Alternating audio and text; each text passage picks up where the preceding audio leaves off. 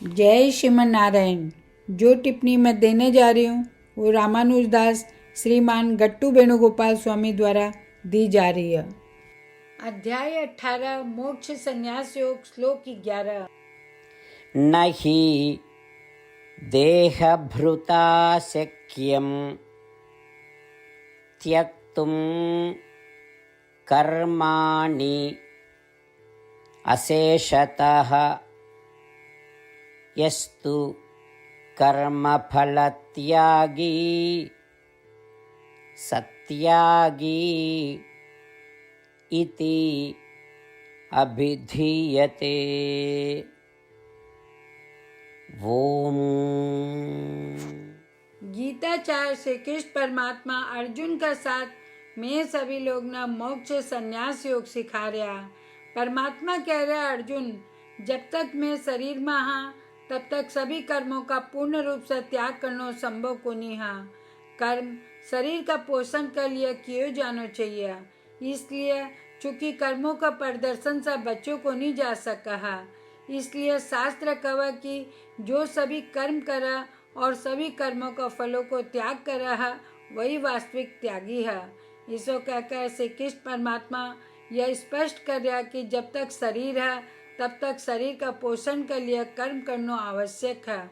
इसलिए शास्त्र और वैदिक विद्वान कोई ऐसा व्यक्ति न वास्तविक त्यागी का रूप में पहचाना जो सभी कर्मों का उचित रूप से अभ्यास कर रहा, केवल उनका फलों को त्याग कर रहा, मग करूँ जिसी लेखकीय भावना न त्याग दे वहा और आसक्ति न त्याग दे वहा।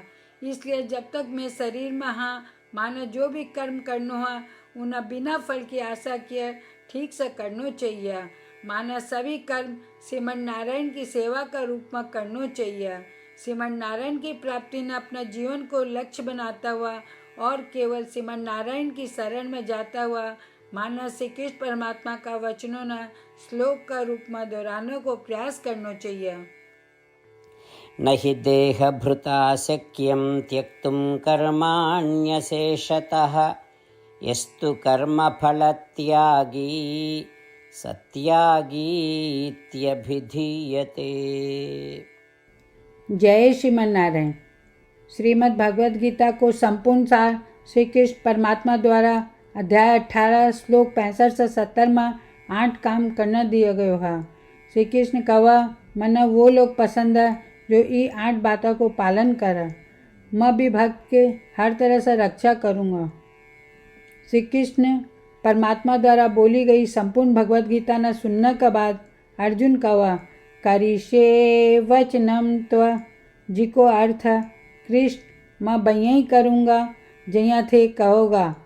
यही कारण है कि श्री कृष्ण अर्जुन सब तरह की सफलता और जीत प्रदान करे।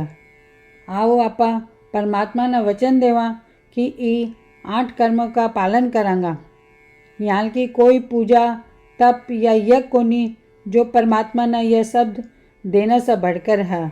मैं कहूँगा कि आपा ने यह 8 प्रतिज्ञा करनी चाहिए। कृपया आपा ने अपने दिल और दिमाग से सोचना चाहिए। इस तरह श्री कृष्ण ने अपना वचन देता हुआ आओ आपा सब श्री कृष्ण का चेहरा न खुशी से चमकता हुआ देखा और आनंद को अनुभव करा। जय श्रीमन नारायण। यह मारो 8 वचन। मारो पहलो वचन, हे श्रीमन नारायण, जहाँ थे निर्देश दिया मैं हमेशा थारो ध्यान करूँगा और थारा बारे में सोचूंगा।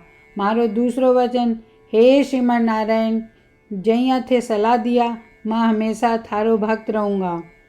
मारो तीसरो वचन, हे श्रीमन नारायण, मैं अपना सारा काम थारी सेवा का रूप में और थारी संतुष्टि के लिए करूँगा। मारो चौथो वचन, हे श्रीमन नारायण, जहाँ थे अनुसरण करना बोला था मना पूरा विश्वास है कि मैं थारो हूँ, सदा थारा हाथ जोड़ूंगा और नमस्कार करूँगा। मारो पांचों वचन, हे श्रीमन नारायण, मना थारा सब माम एकम शरणम ब्रज याद आवा जो थे अकेला ही समर्पण करना बोला था। श्रीमन नारायण, मैं केवल थाना समर्पण करूँगा। मारो छठो वचन, हे श्रीमन नारायण, मन थारा सब माँ सुचाहा याद आवा थे माना शोक न करने को आश्वासन दिया। अब मैं शोक को नहीं करूँगा। मारो सातों वचन हे श्रीमन नारायण थे श्रीमद् भागवत गीता देकर मारा सभी पर कृपा किया हो और आशीर्वाद दिया हो। मैं कम से कम एक श्लोक पढ़ना या सुनने को वादो करूं। मारो आठों वचन हे श्रीमन नारायण थे सारी मानवता ने गीता प्रदान किया हो। गीता में थारा दिव्य शब्द भी भक्ता तक फैलाने को प्रयास करूँगा जो गीता से अपरिचित था। मैं अबार परमात्मा ने 8 वचन दिया हाँ। मैं रोज श्रीमन नारायण ने वचन देवा कि मैं वहीं ही करूँगा जिया वो कहोगा। अपना आप में यह एक महान पूजा है। आओ आपा सब अटल विश्वास के साथ वचन देवा। जय श्रीमन नारायण। न हि देहभृता शक्यं त्यक्तुं कर्माणि अशेषतः यस्तु कर्मफलत्यागी